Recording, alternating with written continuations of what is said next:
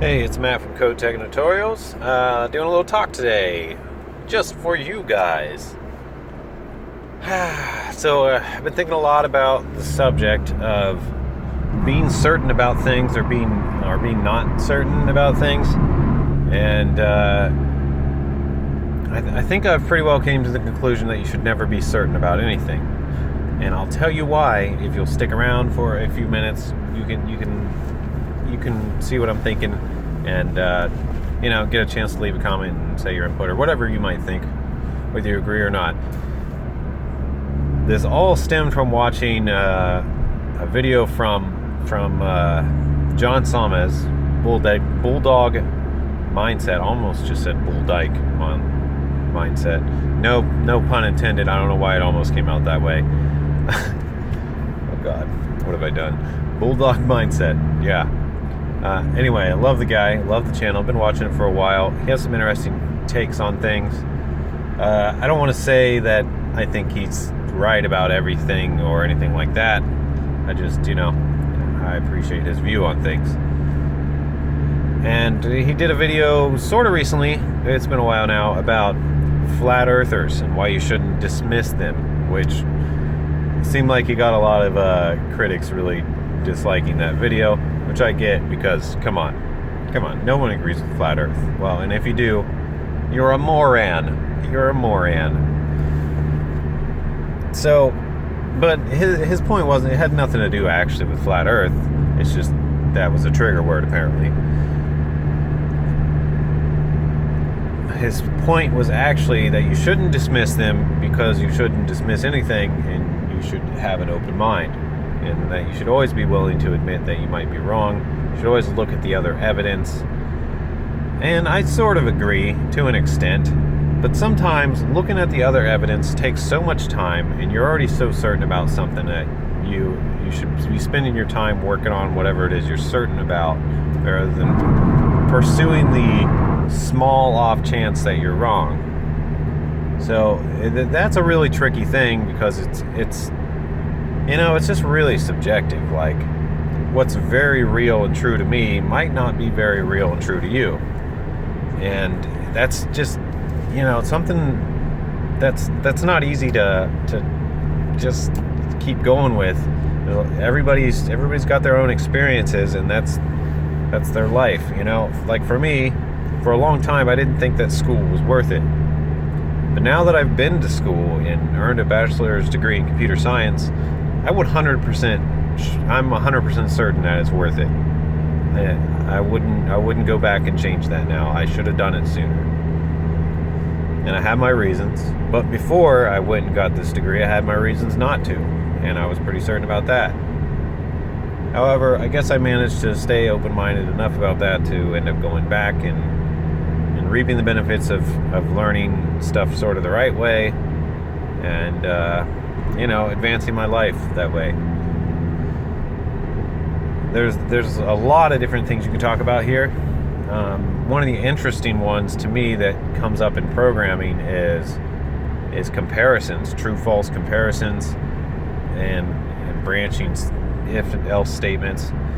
You'll find that if you're comparing integers or things that are direct binary, I don't know, like the integer 1 is always going to be equal to the integer 1, for example. There's some things that are just true like that if they're the same type. But if you try to compare a float that's a 1 to another float that's a 1, you'll find that most of the time they won't be equal. And it's because they have a slight variation, like a 0.00001 variation. So what you actually have to do is compare the difference between the values and see if it's close enough to 0 to be considered equal. And that's sort of an off case. But I was, at one point in my life, stuck on that problem and wondering why my branch wasn't working correctly. And it's because I was comparing two floats for equality, when in actuality I should have been subtracting one from the other and seeing how close that was to 0, whether it was less than or greater than my whatever maximum difference allowed to be considered 0 or be considered equal. So that's how it can relate to to even binary stuff. One big thing on this is God. God's like a huge subject these days that people really get heated about, and that's something that sort of grinds my gears when people get heated about that stuff. It honestly even bothers me when anybody talks about it at all anymore, which sounds like a terrible thing, because it's like, well, everybody needs a little God in their life, right? Increase your morals and all that sort of stuff. So yeah, it has roots, like I'm talking about the Christian Bible, has roots in setting the original laws and moral value, and it's in that regard has done a lot for humanity. But it's gotten to the point where people are starting to call it on its BS, which, let's be fair, the stories in the Bible are clearly not all true. We know a lot of those things that happen in the story are just like, they're not much different than like the Viking stories, where people just kind of have magical powers sometimes and are thought of so highly that in stories over time they just gain magical powers that they didn't really have in real life, and stuff like that. Stories change over time. But there are some people that are so certain that every single word in the Bible is true that they will defend it till their dying breath, and that's scary. That's really scary. If you meet someone like that, you probably should distance yourself from them, because they might kill you, and not just kill you for having an open mind, or kill you for asking questions, and that's scary. That happens. The time you're watching this video, someone's probably died on this same day for questioning something in the Bible. It's probably happened. It might even be happening right now. It's crazy how much of that happens. And just on the other end, there's also always that person that's so firmly against it, so like upset by it, that he's killing people that believe it. And it's for that reason that I think that there's a chance that the world might be better off without it. But just stop killing each other. Have a little conversation, have an open mind, and if someone doesn't, walk away. It's not that hard. So, this is really all about having an open mind, thinking about things critically before judging them and before coming to conclusions, to really do your research. If you want to really find out the truth, you're not going to find the truth all that easily sometimes.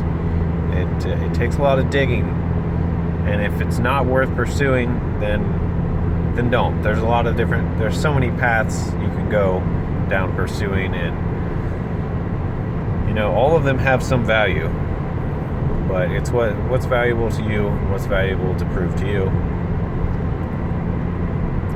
And I've sort of gone off the rails a bit on this subject now, I feel, because I feel like talking about some other things that are slightly related.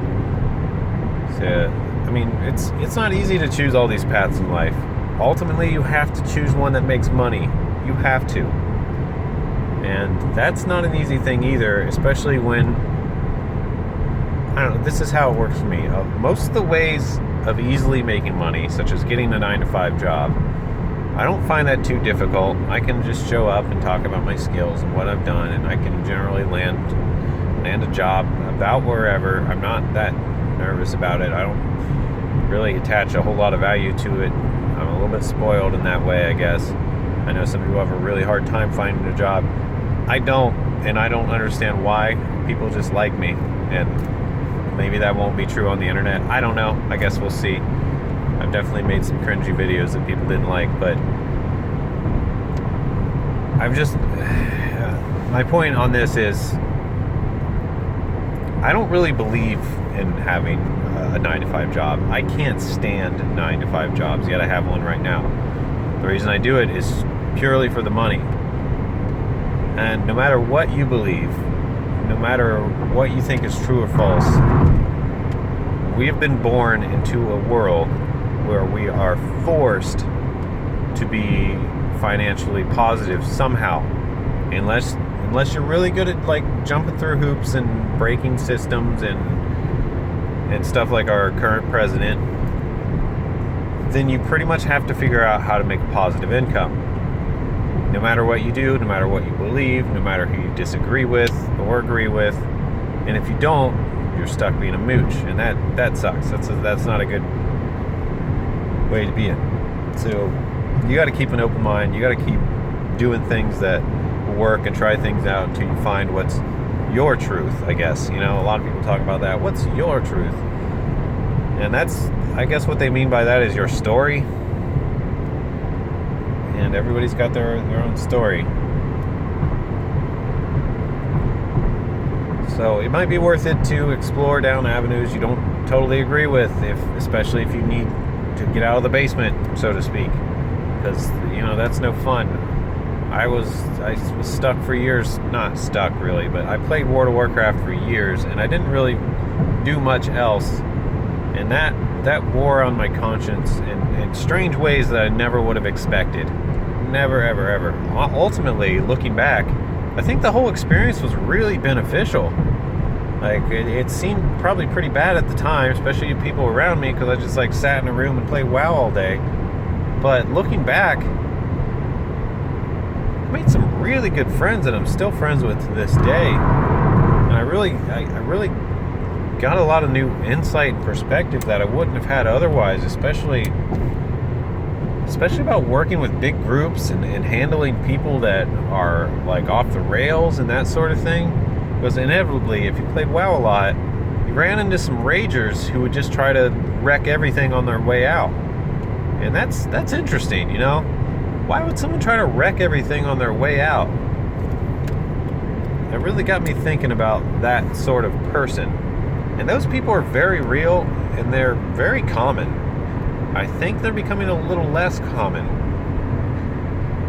which is good. You know, there's nothing wrong with that, because you know we need less of those. But what puts someone in the mindset where they just want to self-destruct? And now I can see this in a lot of different ways, even about myself. Sometimes I realize, okay, I don't like my 9-to-5 job. What if I just mess it up so bad that they have no choice but to fire me, and then I'll be happy because I won't have a 9-to-5 job anymore? Well, why don't I just leave gracefully and keep good relationships?